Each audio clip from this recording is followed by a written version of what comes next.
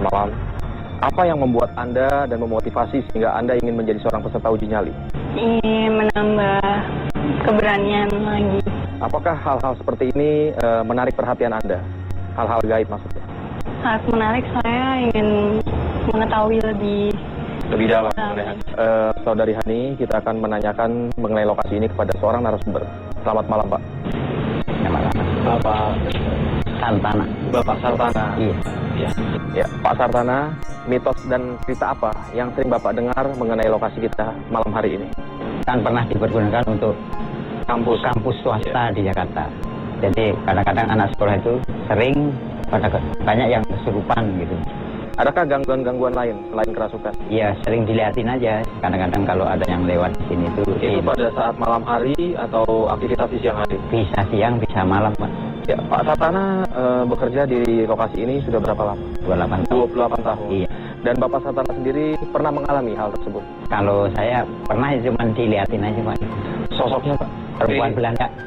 Selain sosok perempuan Belanda yang ada di lokasi ini, adakah cerita-cerita masyarakat mengenai lokasi ini? Ada sih, gitu. Katanya sih orang tinggi besar gitu. Ya, terima kasih Pak Sartana atas penjelasannya. Silakan kembali ke sana. Saudari Hani, kita sudah mendengar ya penjelasan dari narasumber mengenai lokasi kita pada malam hari ini. Bagaimana? Anda tetap siap ingin menjadi seorang peserta uji nyali? Anda yakin? Baik, kita akan langsung menuju ke lokasinya sekarang. Mari.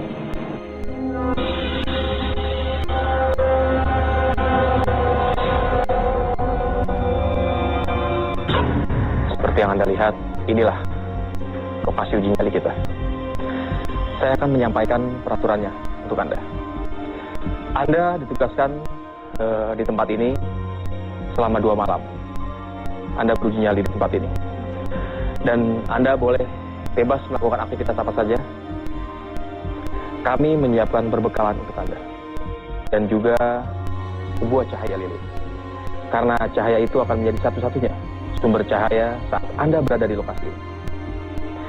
Kamera kami akan mengawasi Anda dari berbagai sudut. Ada kamera di sini. Dan di sebelah kanan Anda. Juga di depan. Jika ada hal yang Anda rasakan, bisa langsung Anda komunikasikan dengan kami.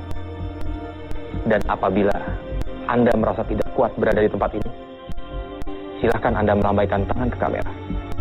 Maka kami akan segera menjemput Anda. Kami menambahkan sebuah helm berkamera, sehingga kami dapat melihat apa yang Anda lihat selama berada di sini. Saya pasang.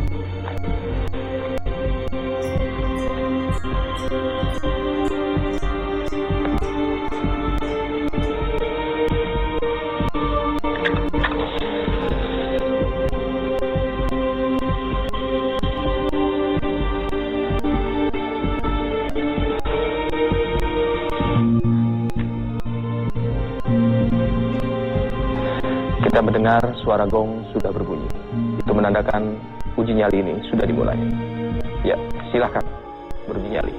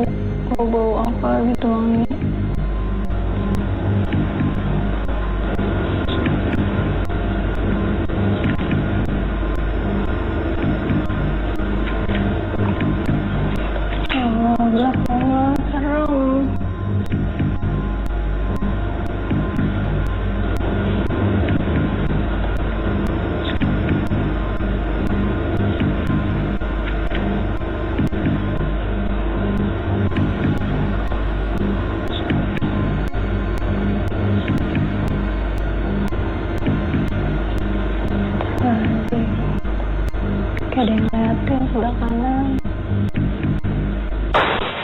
Selanjutnya di masih dunia lain. Akbar Allah, Akbar Allah, Akbar Allah, Akbar. Astagfirullahaladzim, Astagfirullahaladzim, ya Allah.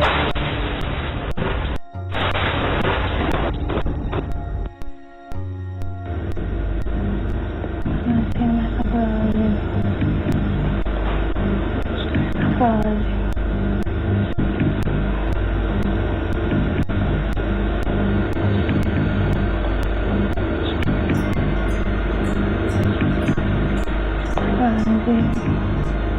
Kayak ada yang ngeliatin sebelah kanan. Astagfirullahaladzim, Astagfirullahaladzim.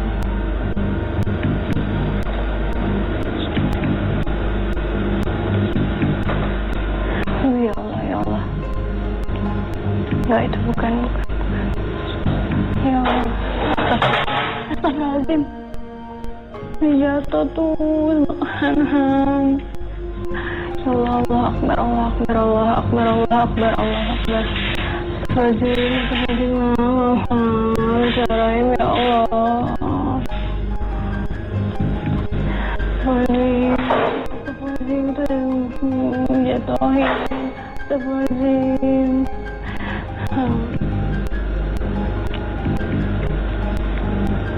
Ya, tambah lagi suaranya.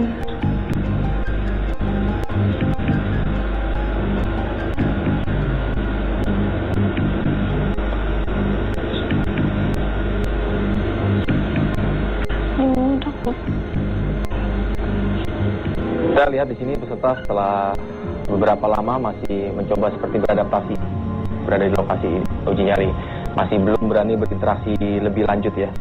Apakah memang ada perbedaan secara psikologis maupun aura juga? Kalau dari secara aura sendiri ini jelas sekali perbedaannya, Rus. Jadi sebelum peserta memasuki lokasi uji nyali, auranya itu berwarna merah muda, sangat lembut, sesuai dengan karakter dari peserta sendiri.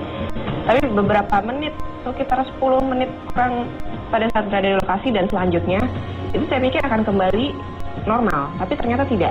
Semakin keruh, semakin dari merah muda agak kegelapan, kecoklatan, dan semakin lama-lama semakin gelap dan menipis.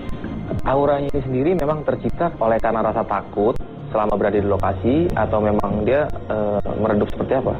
Satu hal tadi peserta sempat mengungkapkan dia ternyata takut dengan kegelapan. Itu dia, gelap.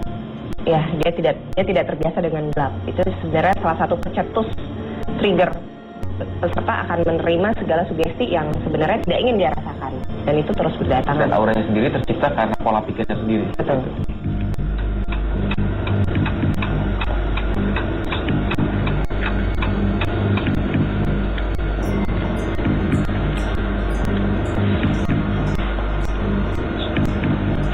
Astagfirullahaladzim. Bunyi di atas dulu.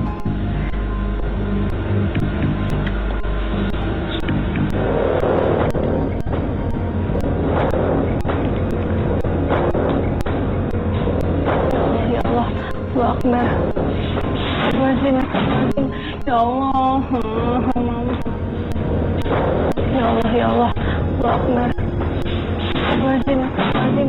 Ya Allah. Ada suara jatuh tadi ke belakang. Jadi kadangkala orang seringkali berpikir ada benda jatuh atau benda suara langkah atau suara ya seperti benda jatuh lah, seperti yang tadi dialami peserta di belakangnya meskipun dia tidak mau melihat secara langsung. Mungkin yang bisa membedakan antara apakah benda itu jatuh karena faktor alam, angin, ataupun manusia, ataupun memang poltergeist, itu bisa terlihat. Kalau faktor angin itu jatuhnya arahnya akan ringan saja, tidak seperti digerakkan. Tapi kita bisa lihat tadi ya, itu berat. Ya, itu berat. Itu jatuhnya itu seperti didorong. Itu. Kalau menurut yang saya lihat ya itu posisinya kalau secara logika ya, benda itu akan jatuh kalau lebih dari setengah atau nggak lebih dari 3/4-nya. Jadi kalau misalkan tadi saya lihat itu dia sisa cuma 1/4. Jadi dia itu menggerakkan sekitar 3/4 dan itu cukup lumayan besar untuk Menjatuhkan fenomena poltergeist itu menjatuhkan benda seberat itu dengan posisi benda yang 3/4 itu.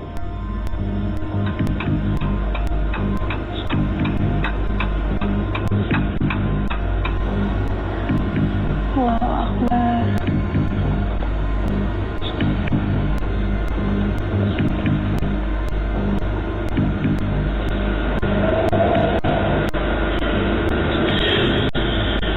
Astagfirullahaladzim, ada suara apaan tuh? Ya Allah, astagfirullahaladzim, ayah, mama, ada suara, serem banget. Selanjutnya di Masih Dunia Lain. Takut nih.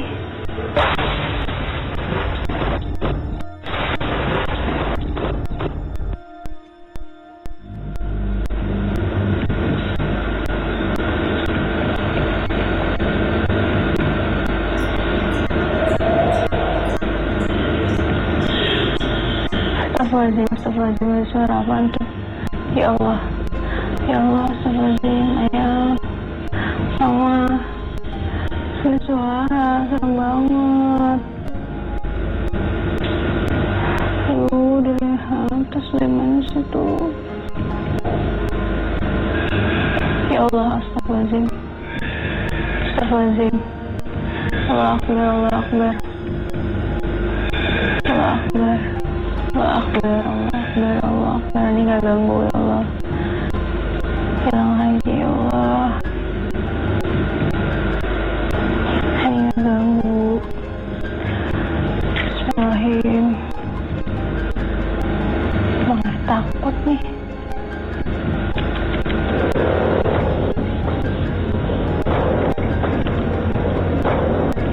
Ya Allah.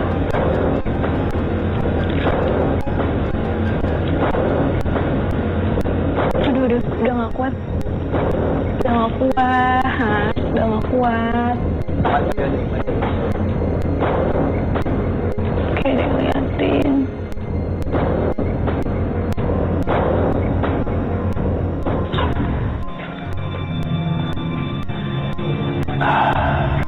Hani melambaikan tangan.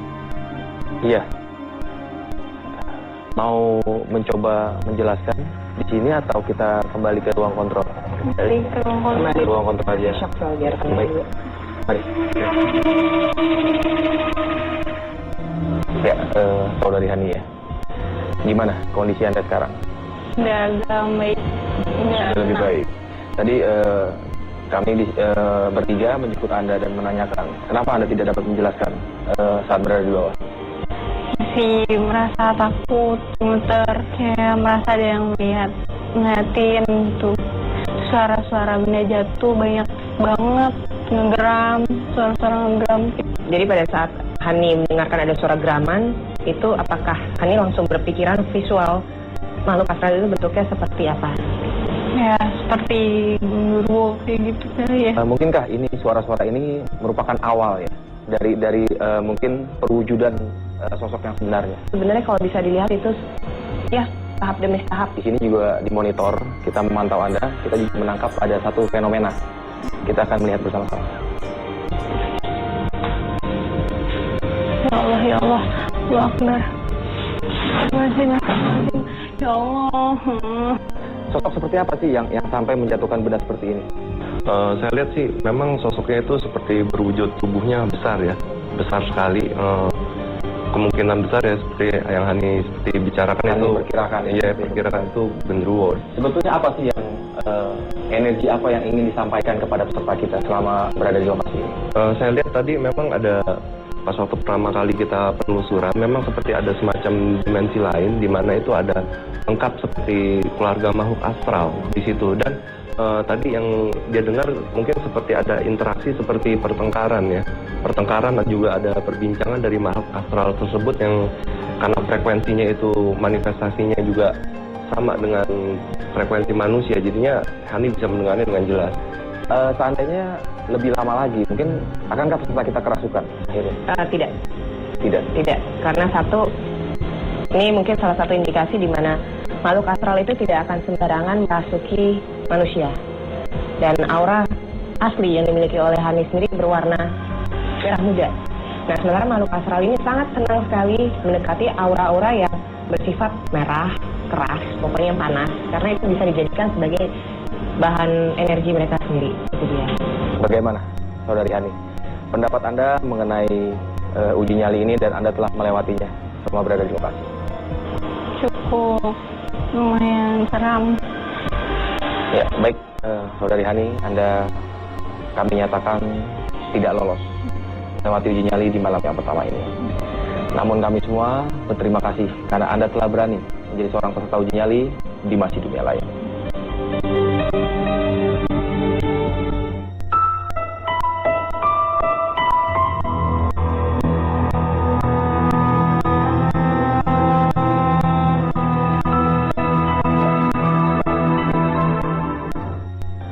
Pemirsa, kembali di malam kedua ini, kita telah mendatangkan seorang pria berani yang ingin beruji nyali di lokasi ini.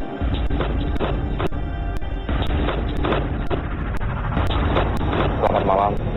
Apa yang menjadi keinginan Anda sehingga ingin menjadi seorang peserta uji nyali? Secara pribadi, saya mau membuktikan ada dunia lain selain dunia nyata. Sebesar apa rasa penasaran Anda dengan dunia lain ini? Cukup besar lah. Kita secara tidak langsung membuktikan bahwa memang ada dunia lain selain dunia nyata. Ya, untuk Anda ketahui, Anda adalah peserta kedua. Ya. Dan di malam sebelumnya, peserta kita gagal melewati waktu yang ditentukan. Di sini saya akan mengatakan ada beberapa mitos. Itu adanya sosok perempuan yang diceritakan oleh para penjaga dan juga masyarakat sekitar. Dan peserta kita mengalami beberapa fenomena selama berada di lokasi. Keterangan ini apakah membuat Anda gentar? Justru saya malah lebih penasaran ingin membuktikannya sendiri. Gitu. Baiklah, kita akan menuju ke lokasinya sekarang. Mari.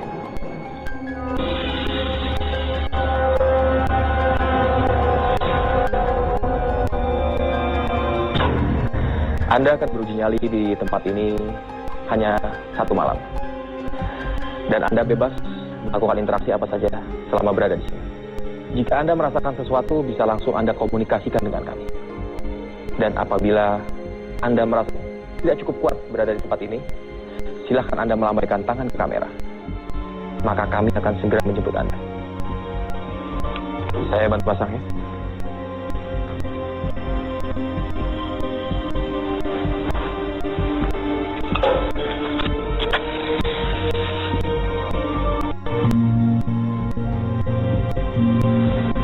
Kita mendengar suara gong sudah berbunyi. Itu menandakan uji nyali ini sudah bisa dimulai.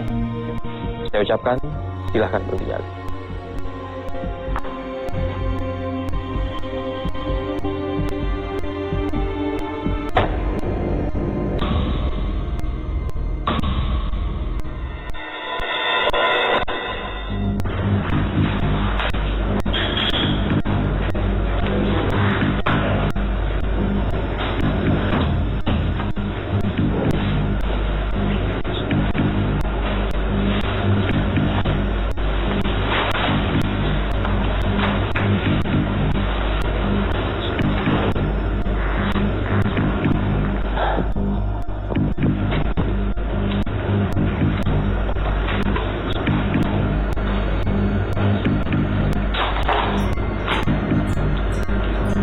Pada kemana ini sepi?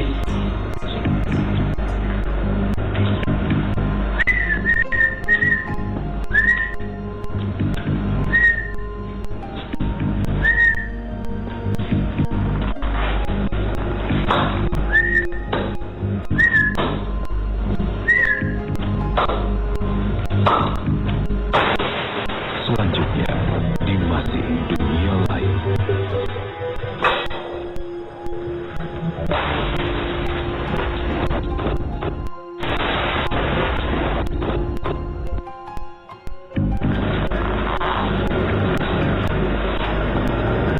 Ngintip-ngintip.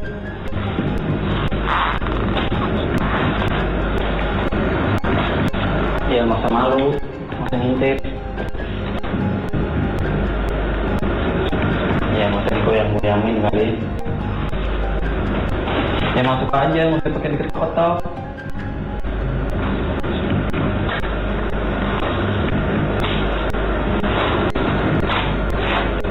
Ya, peserta uji nyali kita sendiri pada malam hari ini sebelum memasuki lokasi uji nyali, dia memiliki aura yang sangat yakin. Berwarnanya sendiri juga ada kemerahan. Tapi pada saat memasuki lokasi uji nyali dan berjalan beberapa menit, itu kameranya berubah menjadi kecoklatan. Ada rasa khawatir. Dia merasakan memang adanya kehadiran makhluk astral, meskipun tidak terlihat secara langsung, tapi dia yakin ada. Lagi pada sibuk ya?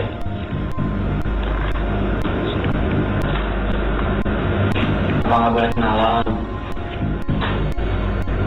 Buat ngobrol.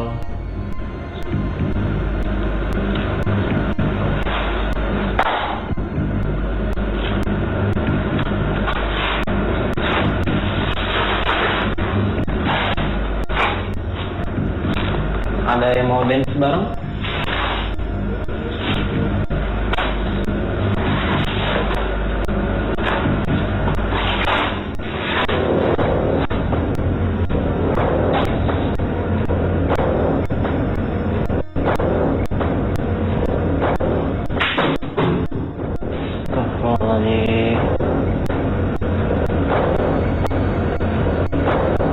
Mohon maaf para sesepuh.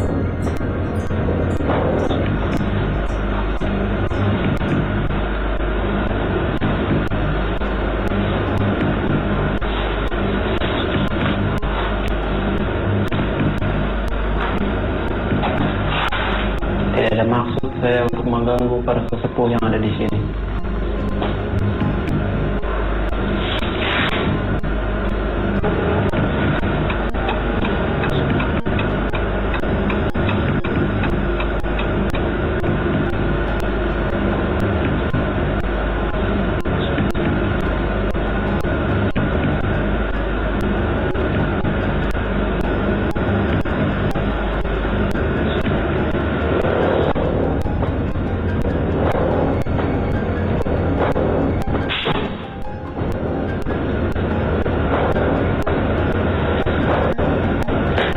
Santai lah.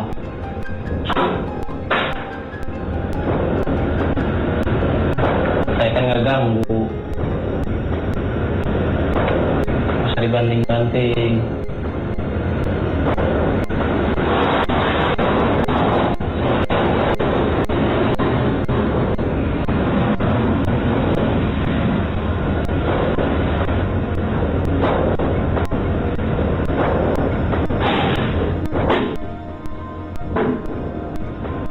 Saya mohon maaf buat sesepuh.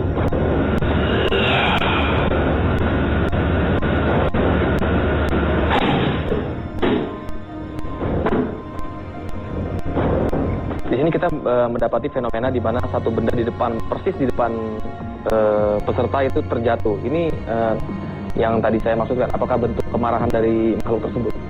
Makhluk astral itu bisa merasakan frekuensi gelombang dari aura peserta.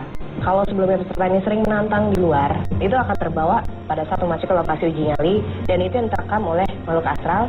Mereka melakukan tindakan yang ingin tahu sebagaimana besar sih nyali dari peserta ini.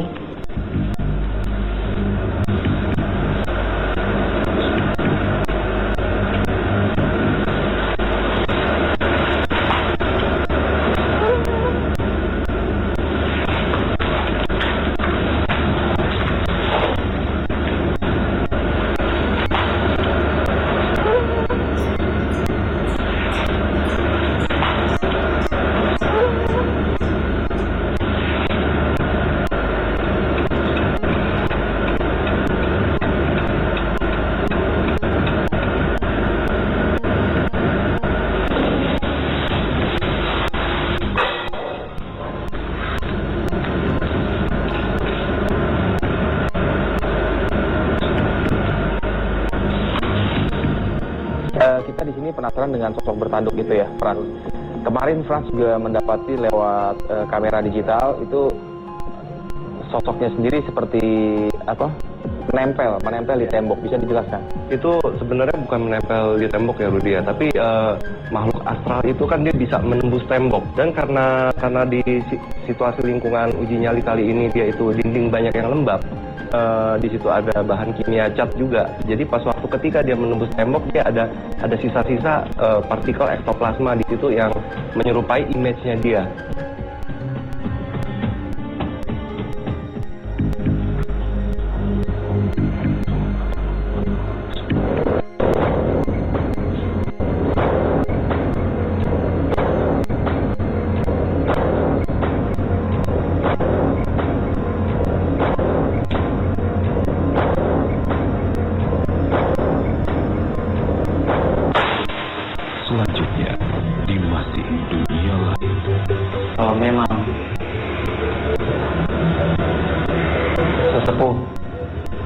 hadir di sini.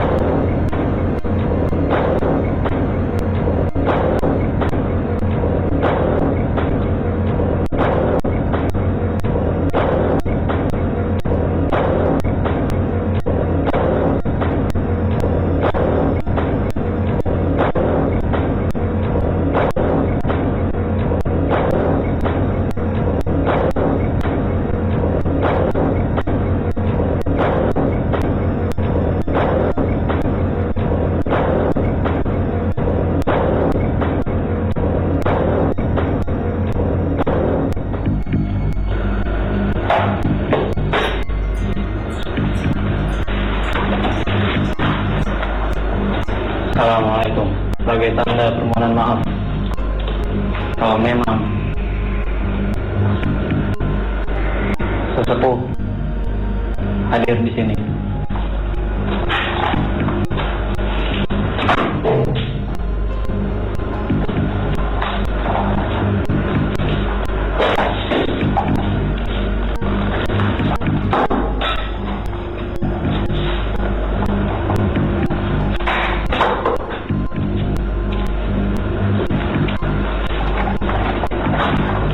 kita makan bareng. Sayangnya maaf, nggak ada kopinya ya.